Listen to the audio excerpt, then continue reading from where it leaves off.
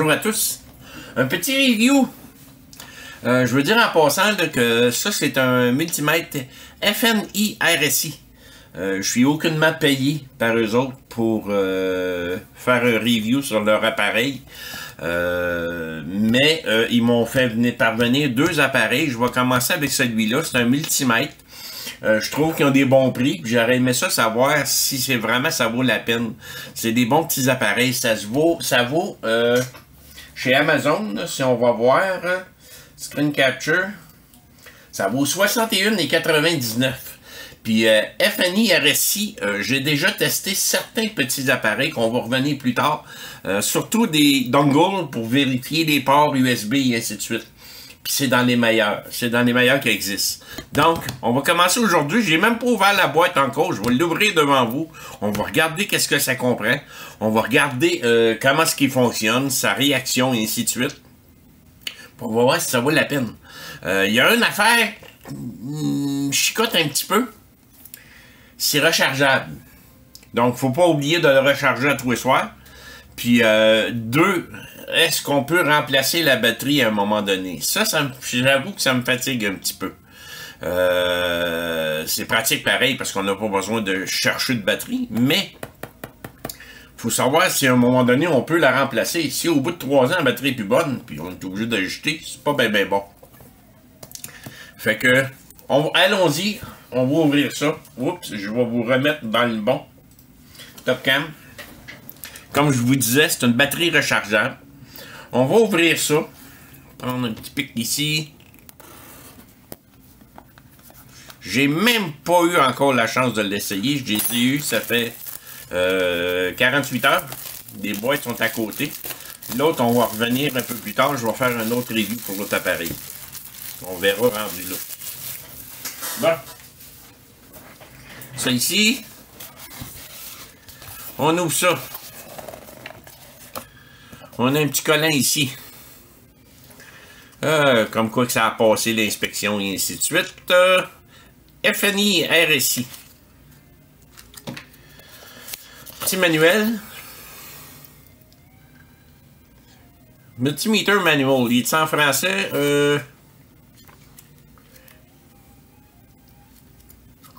Je sais pas s'il est en français. Au début, il est en chinois. En anglais, en russe, c'est tout. Donc, il est seulement en anglais. On ne peut pas l'avoir en français. La notice pour les heures d'introduction à l'appareil, et ainsi de suite. Ça fait que, on va mettre le petit livre là. On va sortir l'appareil. Il est pas gros, hein? Il est vraiment pas gros. Mais c'est bien emballé, par exemple.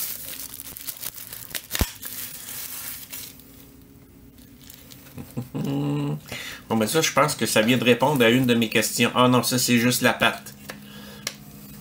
Ok, ça, c'est juste la patte pour le soutenir. Je pensais qu'il y aurait eu un compartiment pour avoir accès à la batterie. Il me semble que non. Un DMT 99, FNI RSI. DMT 99, fait en Chine. Support.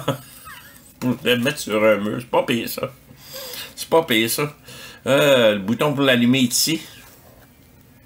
La batterie est chargée un peu. Je vais enlever le protecteur qu'on a ici. Oui. Il me demande si je vais mettre en anglais. Hein. FNI RSI. C'est vraiment un écran total. Puis là, il est en mode automatique. Selon ce que j'ai compris, selon ce que je mesure, il va s'ajuster automatiquement. Fait que si je prends... on va avant continuer le déballage. Là.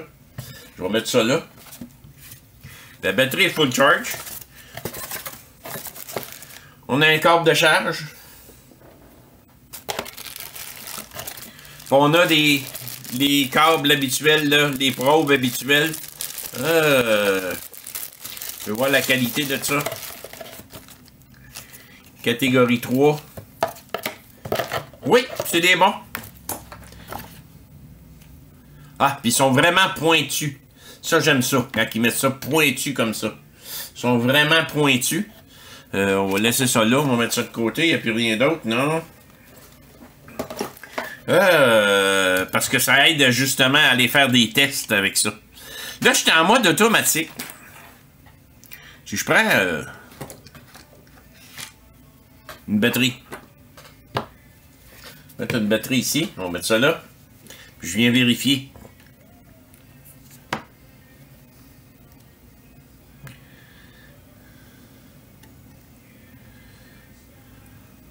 Hein? Riez pas. On va brancher ça avant, ok? On va les petits protecteurs. Hein? On va enlever les petits protecteurs. C'est ma première vidéo de la journée, là. Soyez indulgents, s'il vous plaît. Si je me colle ensemble, 0 ohm, il retombe en auto. Si je mets ça, 1.5, moins 1.5, parce que oui, je suis branché à l'envers. On l'entend cliquer en plus. Oh, puis réagit assez rapidement, hein?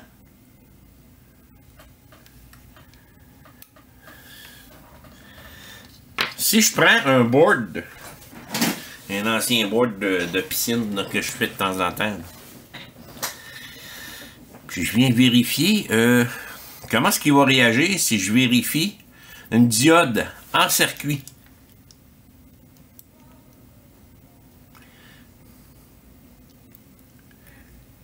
Il est en mode ombre. En mode ombre. Donc là-dessus, il sait pas automatiquement c'est quoi. 124 ohms. Si on y va, volt, condensateur, je veux dire diode. Point, et puis répond tout de suite, tout de suite. Point 603. Il est vraiment rapide, par contre. Ça, là-dessus, comparé au mien, là, il est vraiment rapide. Si je veux prendre une résistance, si je monte au bord, là, ça ici, j'aime des pros, par exemple. Je les aime vraiment, là. Là, je suis en mode diode, là. Si je me mets en mode auto, puis je me mets à 10 000 ohms,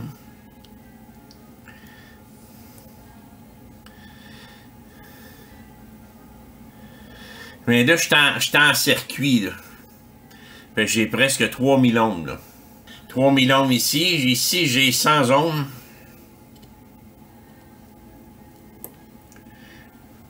Sans ohms. 0.6. Donc, c'est parfait, ça. Je reviens vérifier ça là, ici.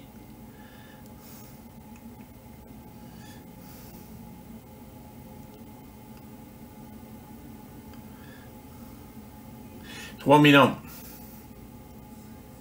Oh, j'étais peut-être... Non, c'est bel et bien un 1, ça. Je m'en ai dit, j'étais à l'envers. Regardez. 22 plus 3 0. 22 000 ohms.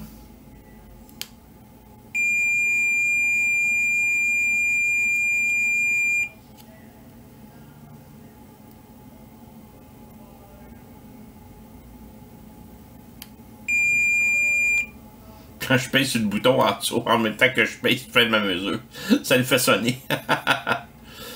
Il fonctionne quand même assez bien, hein? 5000 ohms. Ça fonctionne quand même assez bien. Puis je suis en mode auto, là. Les modes qu'il y a, c'est en volt.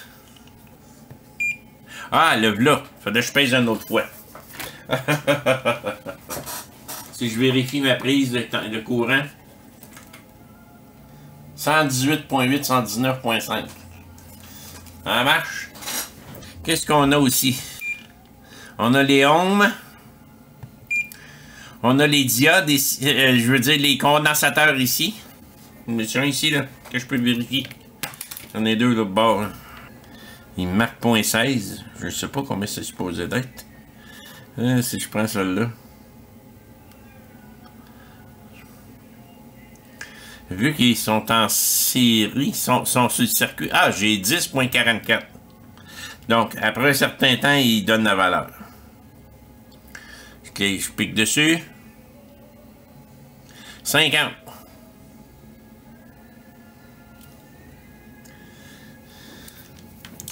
Puis c'est un du relais, hein? C'est un 47. Celui-là aussi, c'est un 47, celui-là.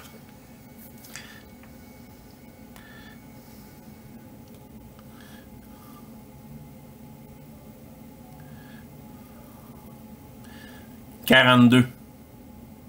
Il est beau un petit peu, celui-là, hein? Pas 42, 420. Oh, c'est un 47. J'ai 420, ça n'a pas de sens, ça. Ah, c'est peut-être parce que c'est dans le circuit, là. Puis le dernier ici, c'est un quoi? C'est un 10. J'ai 15.42, 41, 40, 38, 37. Donc, il est bon. Fait que, wow, ça fonctionne très bien, ça. C'est numéro 1. Qu'est-ce qu'on a à part de ça? On a les diodes et la continuité. Donc, ça, j'aime ça, parce que si on tombe sur une diode en court-circuit, il va sonner. Mon ancien faisait pas ça. Il marquait juste 0.003. Celui-là, il va sonner, autrement dit. Si je viens vérifier ma diode ici, tout de suite, j'ai 0.598. Donc, elle est excellente. J'en ai-tu d'autres ici sur ce circuit-là? Je sais pas.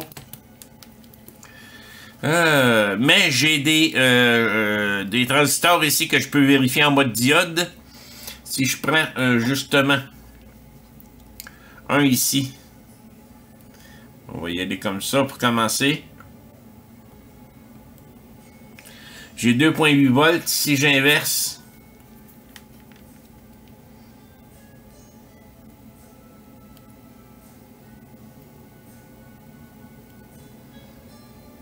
.726. Donc, il est excellent. 0.725 quand je monte en haut. Si je m'en viens de l'autre côté, ici à l'inverse, 0.622.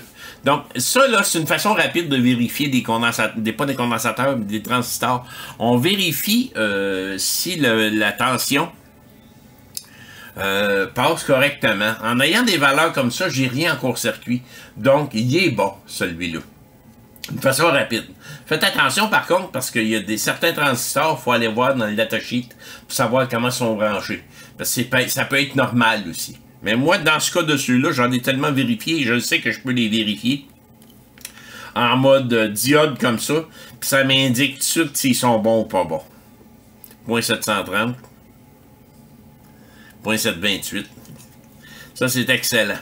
Fait que jusqu'à date, ce petit multimètre-là est numéro 1. J'ai rien à dire. En voltage, ici. Qu'est-ce que j'ai aussi? J'ai les hertz. Ici, j'ai la température. La température, sauf que j'ai pas de fil. Comment je vérifie la température? Il va falloir probablement que je me mette les fils que j'avais de mon autre multimètre. Parce que les fils ne sont pas fournis pour la température. Si je peux-tu utiliser ça? Un probe pour température.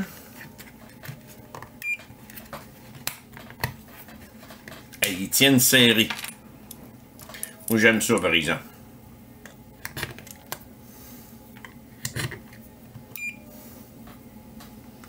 Là, j'ai un probe ici. Il marque 25. Il monte. 28, 30, 31, 32. Je le relâche. Là, il reste stable. 32. Il redescend tranquillement. Fait qu'avec les probes, pour vérifier la température, on l'a. Donc, je peux me mettre sur n'importe quoi puis vérifier sa température. Puis il descend. Il descend. Fait que la température, ça fonctionne. Ils tiennent vraiment serrés. Ça, c'est les hertz. Fonctionne-tu? On va les vérifier dans notre prise de courant. Ça se supposé d'avoir 60.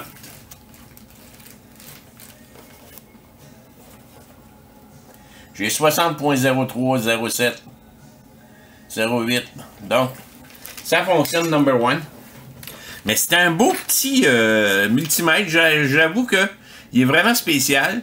La prise de charge, c'est USB-C. La seule chose, comme je vous dis, qui m'agace, c'est la batterie. Est-ce qu'on peut la remplacer? On l'allume pour on l'éteint par ici. On a un beau petit support. On peut mettre comme ça. Donc, oui, il vaut la peine ce petit multimètre-là. Comparativement à la grosseur aussi. Hey, avec mon autre. Regardez ça, là. Puis j'ai un maudit bel affichage, là. J'ai les ampères, les milliampères aussi qu'on peut vérifier. Tout est là. À part de ça, les probes sont quand même de bonne qualité, avec des pointes vraiment pointues. Ça vaut vraiment la peine. Je vais le débrancher. Moi, je vois plus loin que ça. On peut accrocher nos fils en arrière aussi. Ça, c'est pratique. Comme ça, ça traîne pas. Puis là, ça, on peut se le planter correctement dans les mains. Ça m'arrive tellement souvent. Je vais retrouver mes... Oh, je les ai mis dans la boîte. Des petits couverts pour mettre par-dessus, là, parce que tu peux te planter ça dans les mains, là, c'est pas trop long. Là, je viens de voir que... Oh! Une autre chose. Que j'avais pas remarqué. DMT 99. On va aller voir dans le livre. Vous avez ça de là. NCV. Oh, c'est ici.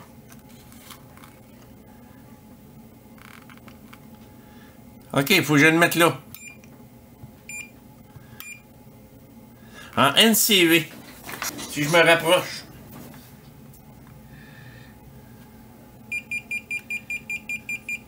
Il y a de la tension. Wow!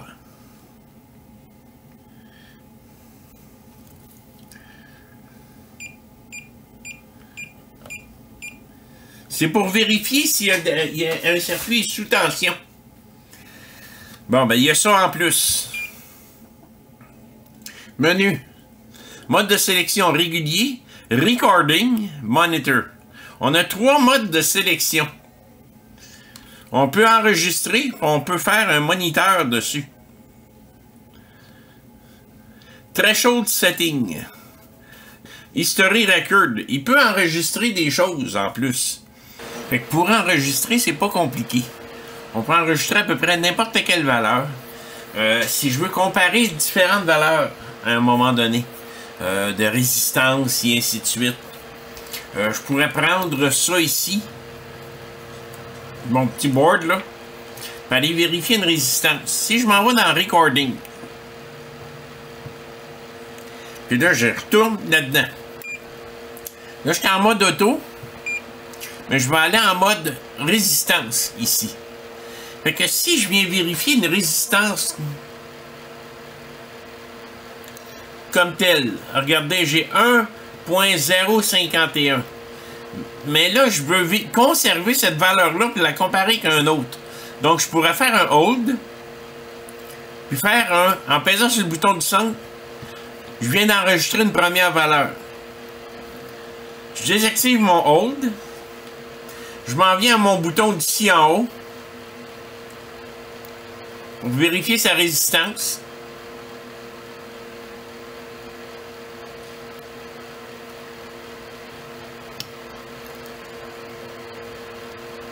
Je me positionne là.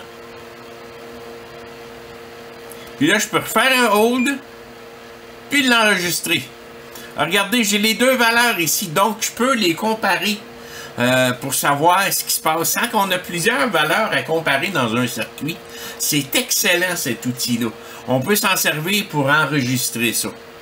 Fait que c'est utilisable en mode home. Je vais désactiver ça. Je peux aller en tous les modes possibles puis enregistrer ce que je veux, des voltages et ainsi de suite. Tiens, on parle des voltages, ben ça marche numéro 1. On retourne à l'intérieur de ça. On s'en va en mode moniteur maintenant. À quoi sert le mode moniteur? Le mode moniteur fonctionne avec la section Threshold Setting ici. Le Threshold Setting nous permet d'ajuster. On veut surveiller une tension sur un circuit. Puis on veut pas que ça dépasse telle valeur dans le positif, telle valeur dans le négatif. Ben avec ça, on peut le faire. Si je m'en vais dans le Threshold. En ce moment, moi, j'ai ajusté en haut le minimum à 0 volts, puis le maximum à 3 volts, ici, en haut. Fait que, si je m'en viens vérifier avec mon bloc d'alimentation que j'ai mis à 0.8 volts, si je m'en viens brancher ça là-dessus, ou encore, pendant que je suis là, je paye sur auto-menu, il me fait apparaître cette valeur-là. Là, il m'indique qu'il a été dans le négatif. Qu'est-ce que je peux faire, là? Je vais retourner dans le menu. Je vais aller dans Threshold. Puis je vais lui donner une valeur négative de moins 1 volt. Tiens.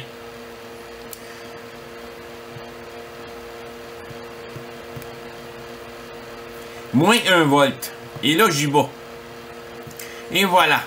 Il peut aller à moins 1 volt et jusqu'à 3 volts. Je me branche sur mon bloc d'alimentation. Je l'active. Je monte à 0.8 volts, 0.04, 0.5, 0.8 volts. Mais si je viens changer la valeur de mon bloc d'alimentation, je l'augmente à 9 volts tout à coup. Il y a un problème qui se passe ou à 3 volts. 9 volts. Regardez. Il se met à sonner, puis là, il m'indique que, hey, il est dans le rouge, il est trop haut. Je redescends.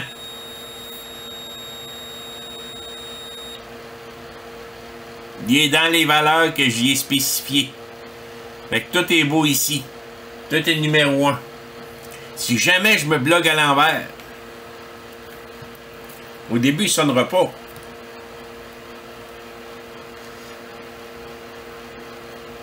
Parce qu'il est à moins 0.8. Faut qu'il tombe en bas de 1. Fait que si j'y demande quelque chose de plus haut, et voilà, moins 8, il tombe dans le minimum. Fait que c'est une façon de surveiller la variation de tension que dans un circuit. Fait que ça, c'est parfait. C'est vraiment bon pour l'enregistrement. Fait que le threshold, vous avez vu, c'est quoi? C'est l'ajustement, dans le fond, entre le minimum et le maximum. Je reviens ici. Je m'en retourne régulier. Je retombe à mon mode normal. Fait que il est vraiment fantastique, le petit multimètre.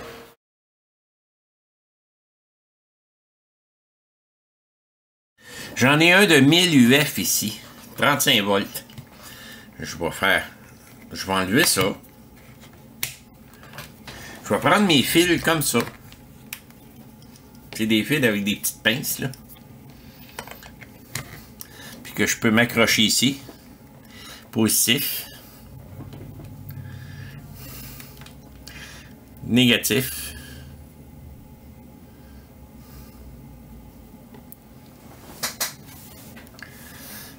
Puis 0.20. Si je viens chercher mon bloc d'alimentation ici,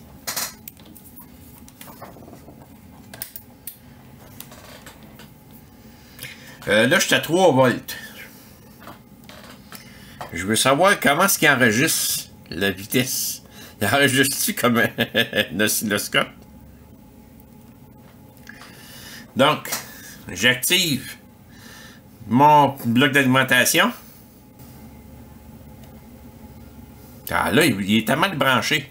Là, il vient de pogner de 3 volts. Bon, j'ai tellement branché. 3 volts. Je le referme. Regardez comment est-ce qu'il descend. Ben, j'ai mon voyage. Je suis capable de visualiser comment est-ce qu'un condensateur se décharge avec ça. Ça fait que il est pas mauvais. Je pense que je vais vous rapprocher pour que vous puissiez voir comme il faut. On voit que... Prenez ça. Il y a eu un maximum de 3.005 volts. Là, il est à 0 en ce moment. Il me l'indique ici. Son minimum, c'est 0. Son maximum, ça a été 3.005 volts. Si j'active mon bloc d'alimentation, instantanément, il a monté à 3.004. Puis il reste là. Si j'éteins mon bloc d'alimentation, donc je vais lire la tension du condensateur qui se vide. Je l'éteins. Regardez comment est-ce qu'il descend constant. Puis il se vide. Wow! Il m'épate, le petit multimètre. Il m'épate vraiment. Donc, c'est un bon petit multimètre, ça, là. Là, il est rendu à 0.052. Il est presque vide. Presque vide. Il va être vidé complètement. Donc, il n'y a plus de danger. Ce condensateur-là, il est vide. Il faut dire que 35 volts, c'est pas énorme, là. Puis là, j'ai donné juste 3 volts. Si j'ai moins qu'une valeur beaucoup plus haute, parce qu'il peut aller jusqu'à 35 volts, je vais lui donner 20 volts.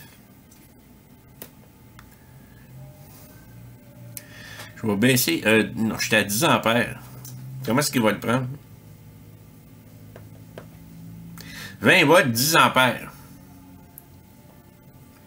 Paf! 19.98. Je le relâche. Regardez descendre ça.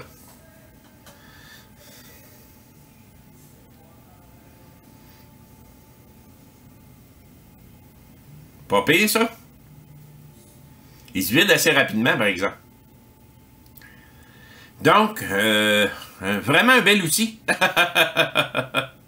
Je peux faire un hold. Si on veut regarder quelque chose, on veut étudier une ligne et ainsi de suite, je peux faire un hold, le relâcher, le remettre en live. Wow!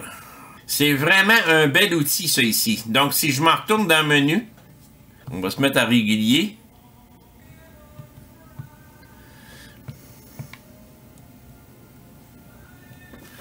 Comment je fais pour changer ça? Ah, thème 2. Ah, il est en jaune.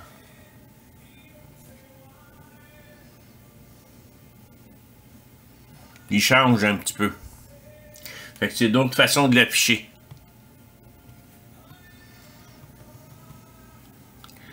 On a les langages. On a un reset. Puis on a un à propos. Puis si je branche mon port USB-C, est-ce que je peux m'en servir pendant qu'il marche? Pendant qu'il est branché, ça charge. On va fermer ça. Do not use while charging. If you need to use, please unplug the charger. Donc, on ne peut pas l'utiliser pendant qu'il charge. Donc, il faut vraiment s'assurer le soir quand on a terminé, malgré que je vais tester combien de temps il va durer avec une charge. Puis, on verra bien. Mais d'après moi, ça devrait durer quand même assez longtemps. Fait que là, il charge en ce moment à 640 mAh. Je l'éteins. Ma batterie, elle marque comme quoi qu'elle est chargée au max. Je vais me remettre, par contre, System Setting ici. Parfait. On revient comme on était. Et voilà. Fait que... Vraiment un beau petit appareil. Prochaine chose que je veux vérifier. Excusez, même s'il est neuf.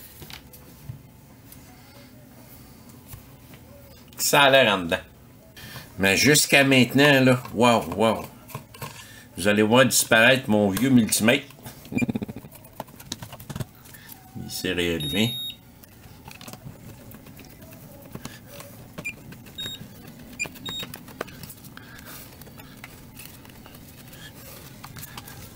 Je veux savoir si la batterie se remplace.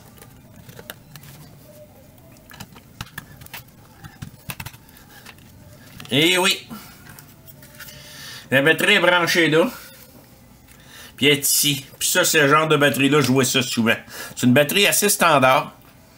Si je prends une 80-34-50, c'est une 1500 mAh, 5,55 Wh. A été installée au mois de juin 2024. Donc, on peut dire qu'on est vraiment là, hein, qui est neuf. Donc, une 80-34-50, 3,7 volts. Si je vais voir sur Internet, 80-34-50, batterie. Pas trop dur à avoir, hein? Je l'aurai demain. 3 fils, moi j'ai 2 fils, rouge et noir seulement. Donc j'ai pas besoin de ça. Celle-là, ça serait parfait. C'est une 3.7 1500. 80-34-50. Donc c'est très facile à remplacer. Oui, je vous dirais là, allez-y pour cet appareil-là à 61$. Il y a des fuses sur chacun des circuits ici. Mis à part ça, c'est seulement d'électronique. Port USB qui semble très standard, donc s'il arrive de quoi, on peut le remplacer. À part de ça, il y a un petit relais ici, c'est ça qu'on entend. Ouais, c'est ça qu'on entend cliquer. Vraiment, il est bien fait. Il est bien fait. Il est vraiment bien fait.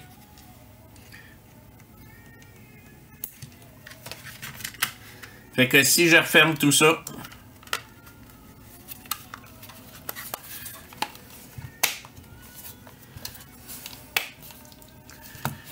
à ce prix-là, là, dernière chose que je vais vérifier. Moi, je sais déjà que mon bloc d'alimentation, il est très, très, très précis.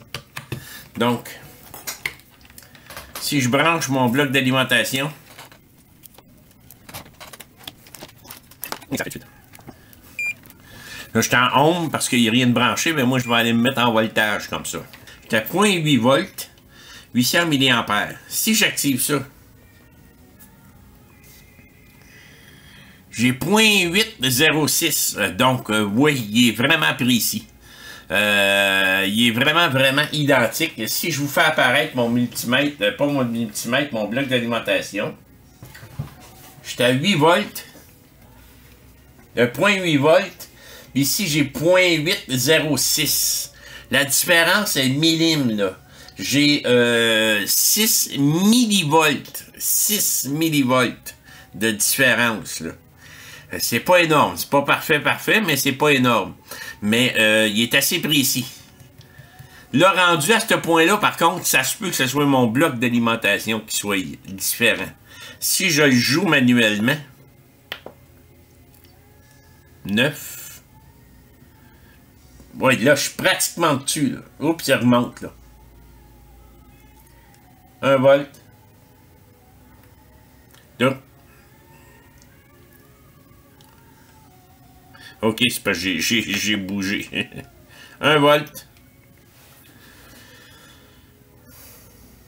J'ai toujours à peu près 0.6 millivolts. J'ai 6 millivolts de jeu. Fait que c'est-tu à cause des fils? C'est-tu à cause... Il n'y a vraiment pas grand-chose, là. Donc, on peut dire qu'il est précis. Au niveau de l'ampérage, maintenant. Là, que je vais faire, je vais me mettre en court-circuit, juste pour vérifier l'ampérage. On va se mettre ici. On va se mettre ici. Je ne me mettrai pas en milliampères, je vais me mettre en ampères pour commencer. Toujours commencer en 10 ampères. Ça vous empêche de faire des gaffes.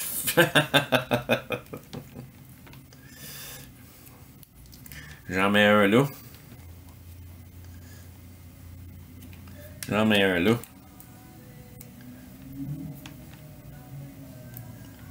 On va se mettre en ampères.